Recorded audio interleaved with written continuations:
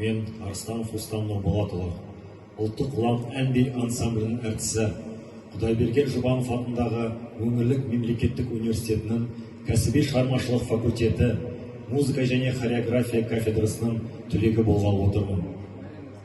Барша Қазақстан азаматтарын 7 мамыр отан қорғаушылар күнімен шын жүректен құттықтай отырып, Батырхан Шүкеновтың әнінен үзіндісін қабыл алыңыздар.